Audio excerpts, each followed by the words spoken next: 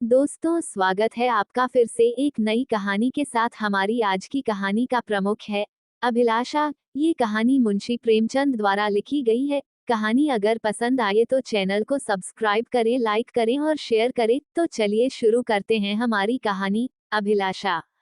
कल पड़ोस में बड़ी हलचल मची।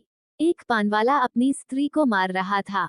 वह बेचारी बैठी रो रही थी, पर उस निर्दयी को उस पर लेशमात्र भी दया न आती थी। आखिर स्त्री को भी क्रोध आ गया। उसने खड़े होकर कहा, बस अब मारोगे तो ठीक न होगा। आज से मेरा तुझसे कोई संबंध नहीं। मैं भीख मांगूंगी, पर तेरे घर न आऊंगी। ये कहकर उसने अपनी एक पुरानी साड़ी उठाए और घर से निकल पड़ी। पुरुष काठ के उल्लू की तरह खड़ा देखता रहा। स्त्री कुछ दूर चलकर फिर लौटी और दुकान की संदूकची खोलकर कुछ पैसे निकाले। शायद अभी तक उसे ममता थी, पर उस निर्दय ने तुरंत उसका हाथ पकड़कर पैसे छीन लिए। हाय री हृदयहीनता! अबला स्त्री के प्रति पुरुष का यह अत्याचार। एक दिन इसी स्त्री पर उसने प्राण दिए होंगे, उसका मुंह जोहता रहा होगा, पर आज इतना निष्ठुर हो गया है, मानो कभी की जान पहचान ही नहीं। स्त्री ने पैसे रख दिए और बिना कहे सुने चली गई। कौन जाने कहाँ। मैं अपने कमरे की खिड़की से घंटों देखती रही कि शायद वह फिर लौटे या शायद पानवाला ही उसे मनाने जाए, पर दो में से एक बात भी न हुई। आज मुझे स्त्री की सच्ची दशा का पहली बार ज्ञान हुआ। ये दुकान दोनों की थी। पुरुष तो मटर गश्ती किया करता था, स्त्री रात दिन बैठी सती होती थी। 10-11 बजे रात तक मैं उसे दुकान पर बैठी देखती थी। प्रातःकाल नींद खुलती, तब भी उसे बैठी पाती। नोच खसोट काट कपट जितना पुरुष करता था, उससे कुछ अधिक ही स्त्री करती थी। पर पुरुष सब कुछ है, स्त्री कुछ नहीं। पुरुष जब चाहे उसे निकाल बाहर कर सकता है। इस समस्या पर मेरा चित्त इतना अशांत हो गया कि नींद आंखों से भाग गई। 12 बज गए और मैं बैठी रही। आकाश पर निर्मल चांदनी छिटकी हुई थी। निशानाथ अपने रत्न जटित सिंहासन पर गर्व से फूले बैठे थे। बादल के छोटे छोटे टुकड़े धीरे धीरे चंद्रमा के समीप आते थे और फिर विकृत रूप में पृथक हो जाते थे, मानो श्वेतवसना सुंदरियां उसके हाथों दलित और अपमानित होकर रुदन करती हुई चली जा रही हों। इस कल्पना ने मुझे इतना विकल किया कि मैंने खिड़की बंद कर दी और पलंग पर आ बैठी। मेरे प्रियतम निद्रा में मग्न थे। उनका तेजमय मुखमंडल इस समय मुझे कुछ चंद्रमा से ही मिलता जुलता मालूम हुआ। वही सहास छवि थी, जिससे मेरे नेत्र तृप्त हो जाते थे। वही विशाल वक्ष था, जिस पर सिर रखकर मैं अपने अंतस्तल में एक कोमल, मधुर कंपन का अनुभव करती थी। वही सुदृढ़ बाहें थीं, जो मेरे गले में पड़ जाती थीं, तो मेरे हृदय में आनंद की हिलोरें सी उठने लगती थीं। पर आज कितने दिन हुए, मैंने उस मुख पर हंसी की उज्ज्वल रेखा नहीं देखी। न देखने को चित व्याकुल ही हुआ। कितने दिन हुए, मैंने उस वक्ष पर सिर नहीं रखा और न वह बाहें मेरे गले में पड़ी। क्यों? क्या मैं कुछ और हो गई, या पतिदेव ही कुछ और हो गए? अभी कुछ बहुत दिन भी तो नहीं बीते, कुल 5 साल हुए हैं, कुल 5 साल, जब पतिदेव ने विकसित नेत्रों और लालायित अधरों से मेरा स्वागत किया था।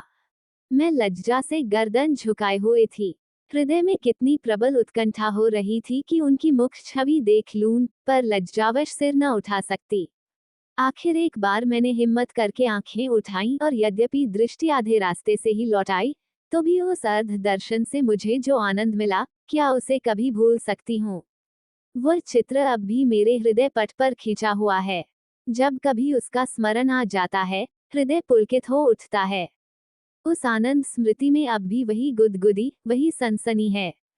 लेकिन अब रात दिन उस छवि के दर्शन करती हूँ। उषाकाल, प्रातःकाल, मध्याह्नकाल, संध्याकाल, निशाकाल, आठों पहर उसको देखती हूँ, पर हृदय में गुदगुदी नहीं होती। वह मेरे सामने खड़े मुझसे बातें किया करते हैं। मैं क्रोशिये की ओर देखती रहती हूँ। जब वह घर से निकलते थे, तो मैं द्वार पर आकर खड़ी हो जाती थी। और जब वह पीछे फिरकर मुस्करा देते थे तो मुझे मानो स्वर्ग का राज्य मिल जाता था। मैं तीसरे पहर कोठे पर चढ़ जाती थी और उनके आने की बाट जोहने लगती थी। उनको दूर से आते देखकर मैं उन्मत्त सी होकर नीचे आती और द्वार पर जाकर उनका अभिवादन करती। पर अब मुझे ये भी नहीं मालूम होता कि वो कब जाते और कब आते हैं। जब बाहर का द्वार बंद हो जाता है तो समझ जाती हूँ कि वह चले गए। जब द्वार खुलने की आवाज आती है तो समझ जाती हूँ कि आ गए। समझ में नहीं आता कि मैं ही कुछ और हो गई या पतिदेव ही कुछ और हो गए। तब वो घर में बहुत न आते थे। जब उनकी आवाज कानों में आ जाती तो मेरी देह में बिजली सी दौड़ जाती थी। उनकी छोटी छोटी बातों, छोटे छोटे कामों को भी मैं अनुरक्त मुग्ध नेत्रों से देखा करती थी। वो जब छोटे लाला को गोद में उठाकर प्यार करते थे, जब टामी का सिर थपथपाकर उसे लिटा देते थे, जब बूढ़ी भक्तिन को चिढ़ाकर बाहर भाग जाते थे, जब बाल्टियों में पानी भर भर पौधों को सींचते थे, तब ये आंखें उसी ओर लगी रहती थीं।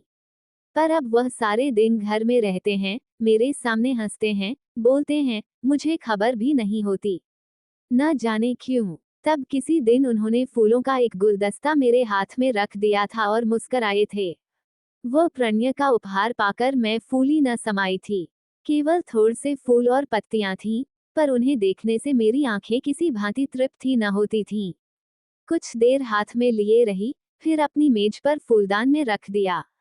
कोई काम करती होती तो बार बार आकर उस गुलदस्ते को देख जाती।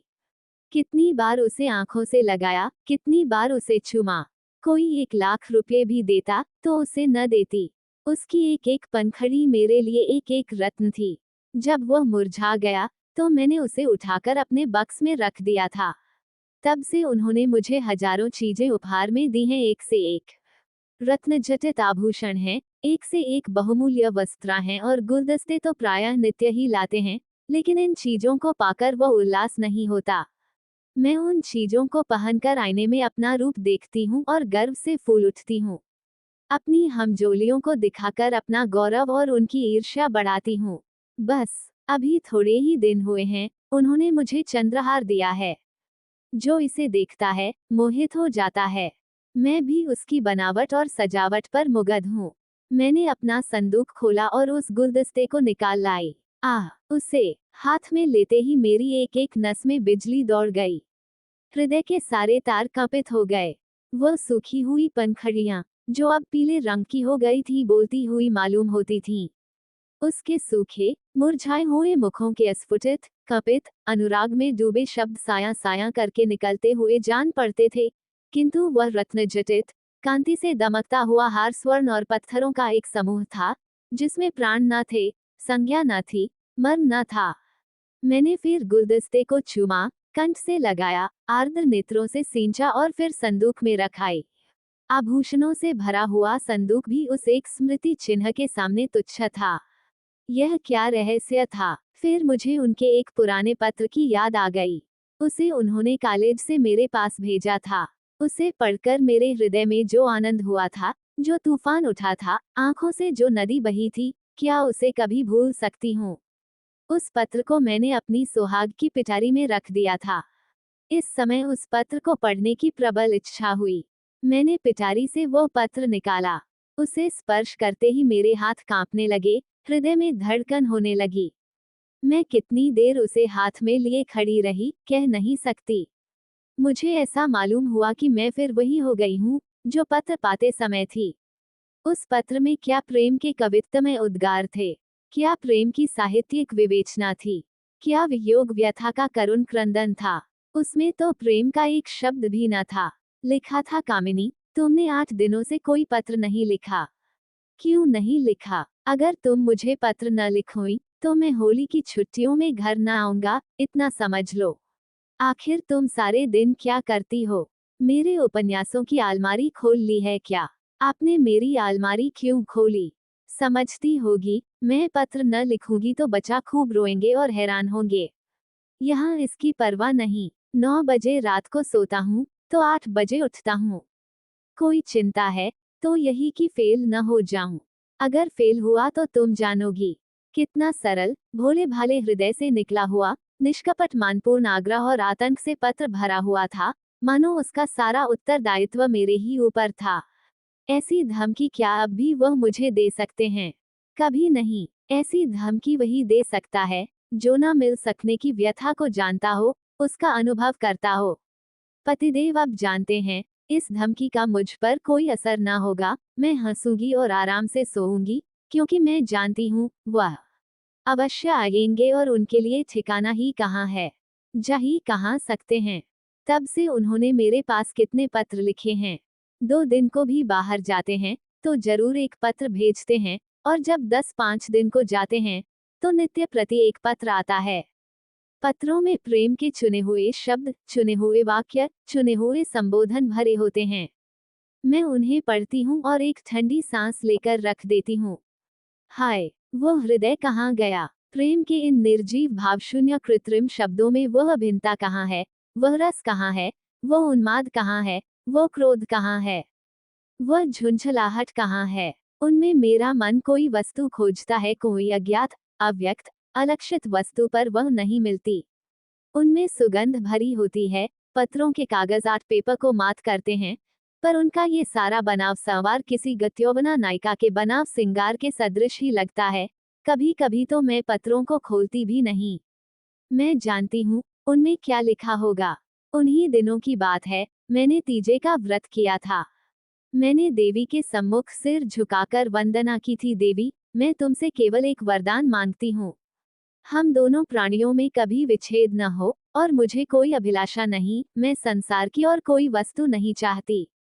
तब से 4 साल हो गए हैं और हम में एक दिन के लिए भी विच्छेद नहीं हुआ। मैंने तो केवल एक वरदान मांगा था। देवी ने वरदानों का भंडार ही मुझे सौंप दिया। पर आज मुझे देवी के दर्शन हो तो मैं उनसे कहूँ तुम अपने सारे वरदान ले लो, मैं इनमें से एक भी नहीं चाहती। मैं फिर वही दिन देखना चाहती हूँ जब हृदय में प्रेम की अभिलाषा थी। तुमने सब कुछ देकर मुझे उस अतुल सुख से वंचित कर दिया जो अभिलाषा में था।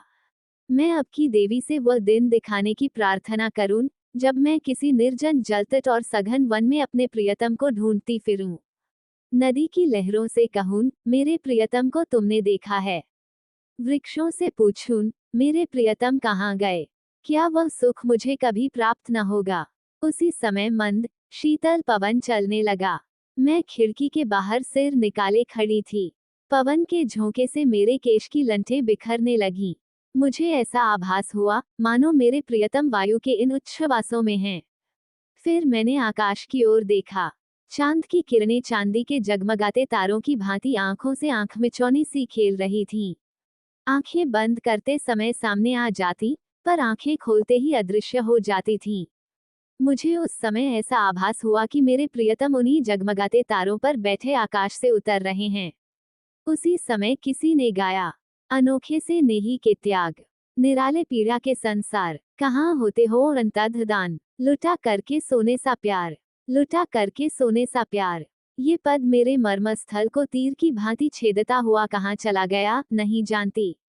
मेरे रोए खड़े हो गए, आंखों से आंसुओं की झड़ी लग गई।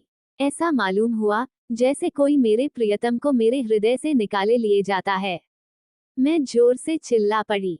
उसी समय पतिदेव की नींद टूट गई। वह मेरे पास आकर बोले, क्या अभी तुम चिल्लाई थीं?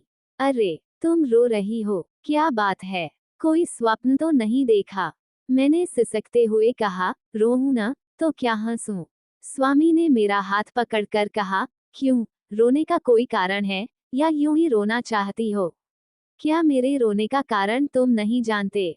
मैं तुम्हारे दिल की बात कैसे जान सकता हूँ? तुमने जानने की चेष्टा कभी की है?